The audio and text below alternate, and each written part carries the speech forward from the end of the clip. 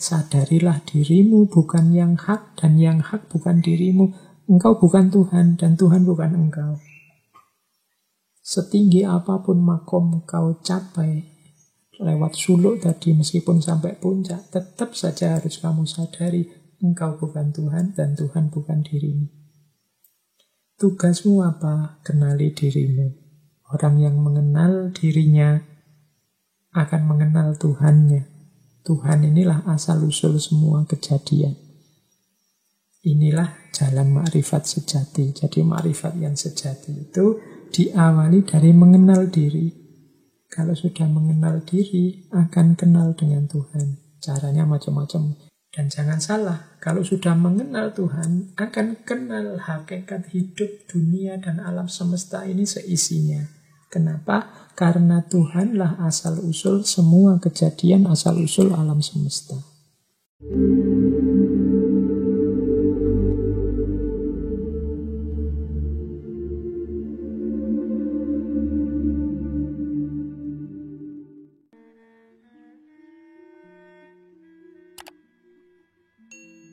Suluk wujil.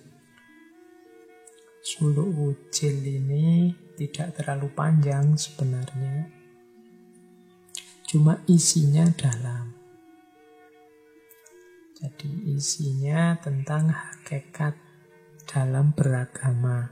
Ya tentu saja sebagaimana yang lain saya tidak bisa membaca semua. Semoga nanti kapan-kapan ada waktu kita bedah secara khusus suluk wujil ini. Wujil ini nama seorang murid dari Kanjeng Sunan Bonang. Jadi Wujil ini murid yang gelisah. Sudah sekian lama menjelajah cari ilmu ke banyak guru, tapi dia merasa belum apa-apa, tidak punya apa-apa, tidak dapat apa-apa. Maka menghadaplah dia ke Kanjeng Sunan Bonang, yang kalau di suluk Wujil ini disebut dengan Ratu Wahdat. Oke ya, kita coba buka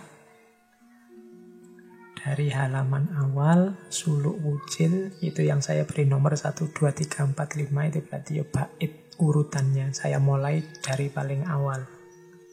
Langsung terjemahannya ya bahasa Indonesia, biar yang tidak ngerti Jawa bisa menangkap. Yang tertarik dengan serat wujil ini kamu googling lah. Sangat banyak orang sudah meneliti, memposting, bahkan sudah menerjemah plus kalimat-kalimat aslinya dalam bahasa Jawa Tengahan. Oke, yang pertama, inilah cerita si Wujil. Berkata pada guru yang diabdinya, Ratu Wahdat. Ratu Wahdat nama gurunya. Bersujud ia di telapak kaki Syekh Agung yang tinggal di desa Bonang. Ia minta maaf. Ia ingin tahu hakikat dan seluk-beluk ajaran agama sampai rahasia terdalam.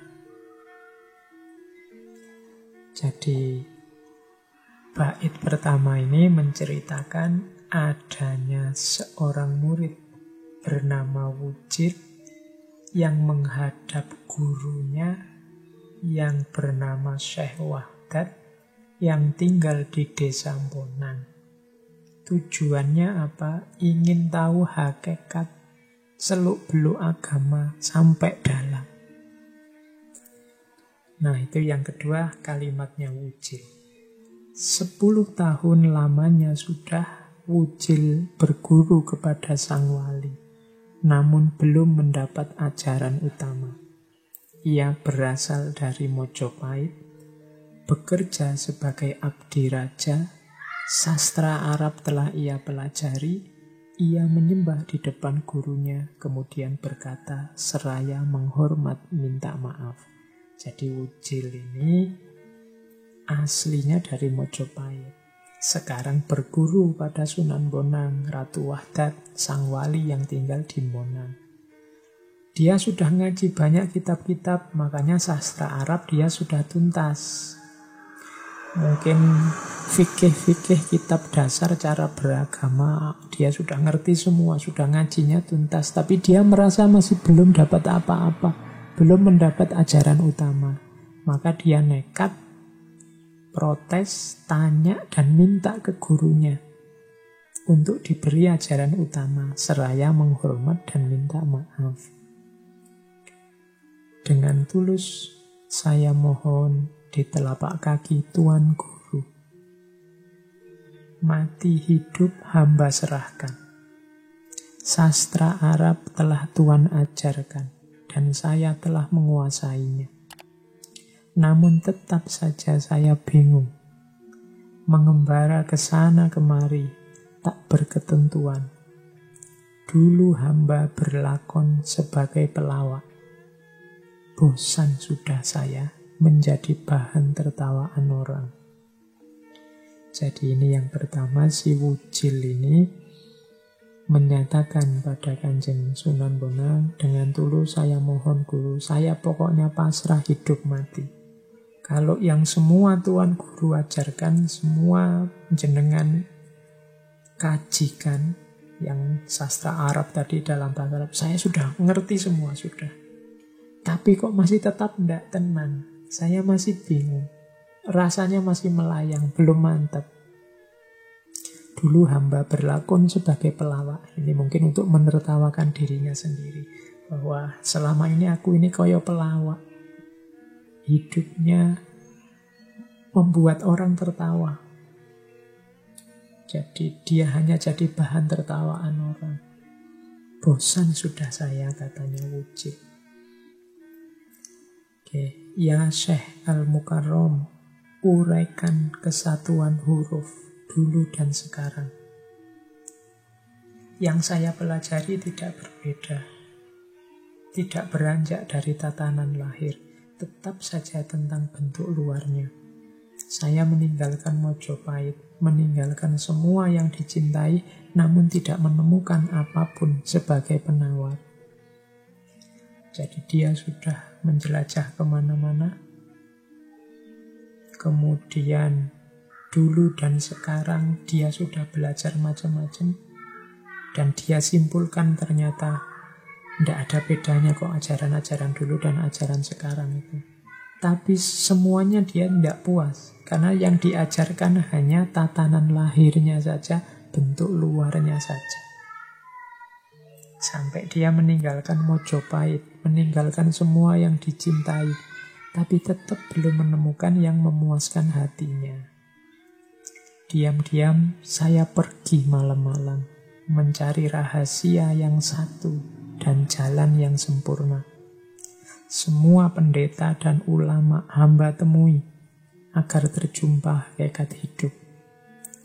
Akhir kuasa sejati, ujung utara selatan, tempat matahari dan bulan terbenam. Akhir mata tertutup dan hakikat maut.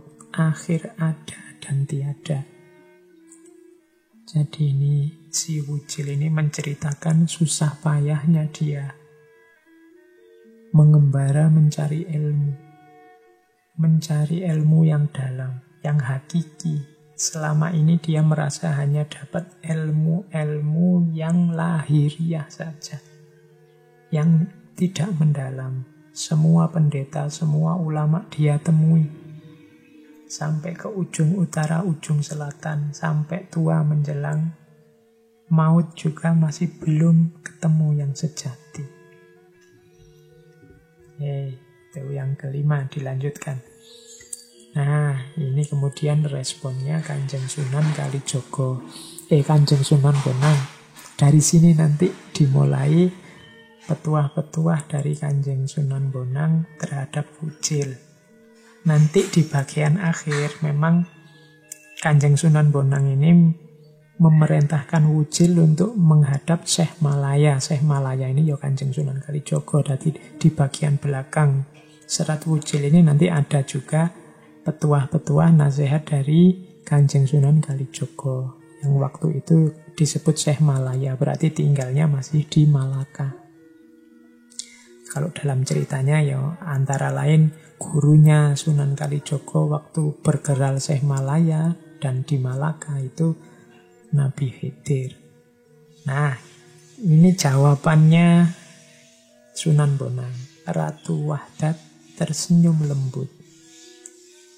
Hai Wujil, sungguh lancang engkau. Tuturmu tak lazim. Berani menagih imbalan tinggi demi pengabdianmu padaku.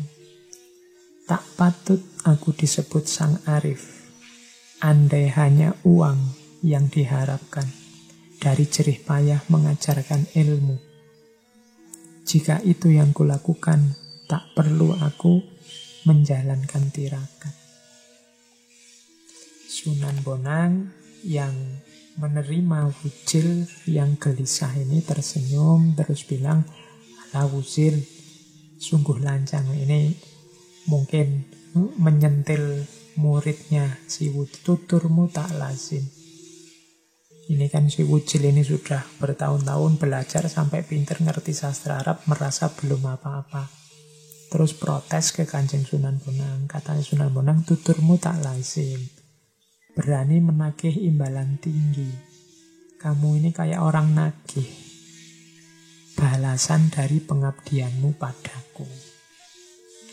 Tapi kalau logikanya bayaran, bahwa karena engkau nagih atau karena aku harus bayar atau karena kamu harus membayar ilmu diberikan, andai hanya uang yang diharapkan, tak perlu aku menjalankan tirakat. Kalau urusannya bales-balesan, utang budi atau bayar-bayaran, perhitungan ekonomi, tidak ada gunanya aku tirakat Wujil. Gitu. Jangan pakai logika balasan imbalan dari pengabdian atau bayaran dari ajaran. Siapa mengharap imbalan uang demi ilmu yang ditulisnya, ia hanya memuaskan dirinya sendiri dan berpura-pura tahu segala hal, seperti bangau di sungai. Diam, termenung, tanpa gerak. Pandangannya tajam, pura-pura suci di hadapan mangsanya ikan-ikan. Ibarat telur, dari luar kelihatan putih, namun isinya berwarna kuning. Ini sindiran dari Sunan Bonang, mungkin juga untuk banyak di antara kita hari.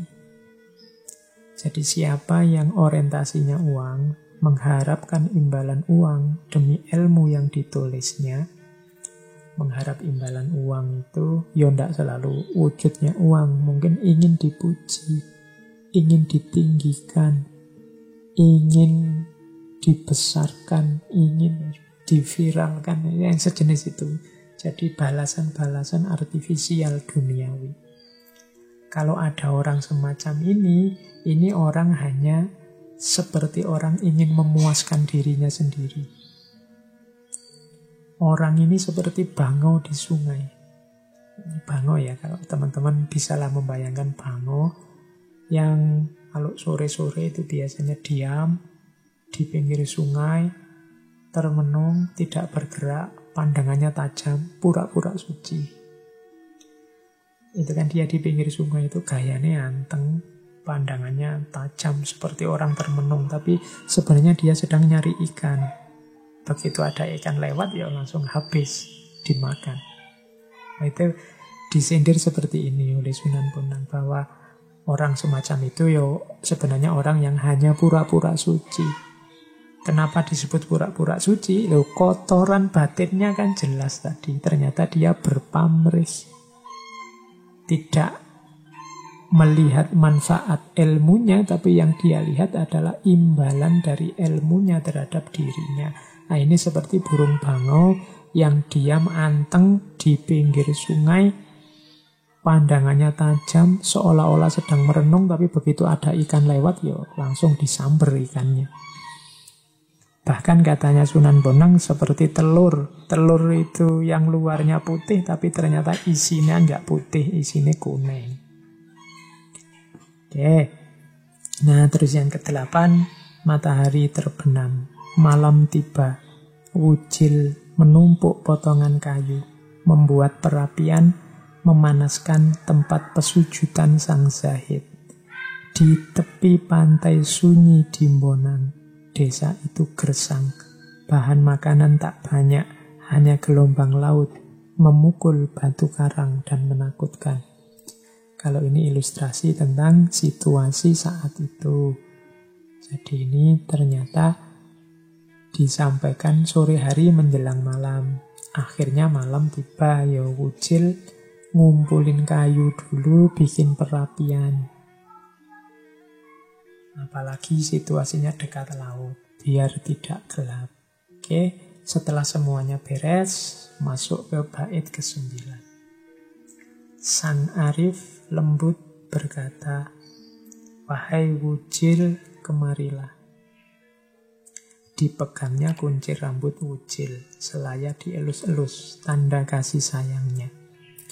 "Wujil, dengar sekarang, jika engkau harus masuk neraka karena kata-kataku, aku yang akan menggantikanmu."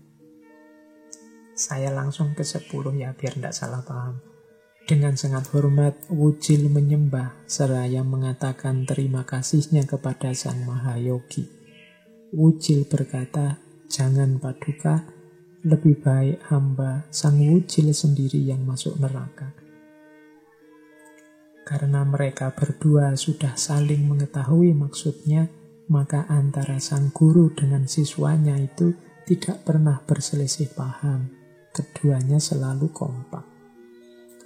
Jadi di bait yang ke-9 ini diawali oleh pernyataan sayangnya Sunan Bonang pada muridnya. Dielus-elus kepalanya, dipegang kucirnya. Bahkan Sunan Bonang bikin pernyataan ini, kalau hari ini dianggap kontroversial. Tapi ini sebenarnya ungkapan sayang. "Wahai Wujil, jika engkau harus masuk neraka karena kata-kataku," ini kan sedang siap-siap ingin ngajar wawasan yang dalam dan tinggi, yang bisa saja orang salah paham terus sesat. Tapi karena sayangnya Sunan Bonang, terus beliau bilang, "Jika engkau harus masuk neraka karena kata-kataku, aku yang akan menggantikan tempatmu. Tak tanggung dosamu," katanya Sunan Bonang. Ini sebenarnya ekspresi sayang saja, tidak harus diartikan letter. Namun Wujil tidak salah, tidak kalah sayangnya kepada gurunya. Katanya Wujil, "Jangan Paduka, lebih baik hamba sendiri yang masuk neraka." Dua bait ini sebenarnya menunjukkan sebelum mengajarkan ajaran-ajaran level dalam, guru dan murid ini akhirnya sampai pada frekuensi yang sama. Ada di frekuensi cinta yang sama, di gelombang cinta yang sama. Jadi akhirnya dua-duanya sama-sama terbuka dan siap untuk menyampaikan ajaran yang kalau hari ini disebut ajaran rahasia. Karena mereka berdua sudah saling mengetahui maksudnya, maka antara sang guru dan siswanya itu tidak pernah berselisih paham. Keduanya selalu kompak. Itu diperjelas di kalimat terakhir di bait ke-10. Nah, kemudian bait ke-11 ini dari Suluk Wujil saya potong sampai bait 11 ya. Nanti kapan-kapan, entah waktunya kapan, kita bahas lagi kelanjutannya. Ingatlah Wujil, waspadalah, hidup di dunia ini jangan ceroboh dan gegabah. Sadarilah dirimu bukan yang hak dan yang hak bukan dirimu. Orang yang mengenal dirinya akan mengenal Tuhan, asal-usul semua kejadian. Inilah jalan ma'rifat sejati.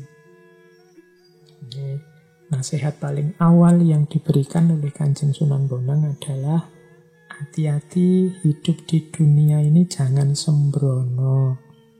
Mau ngomong apa, mau melakukan apa, mau nulis posting apa, gitu kalau pakai bahasa hari ini, dipikir dulu berkali-kali lipat.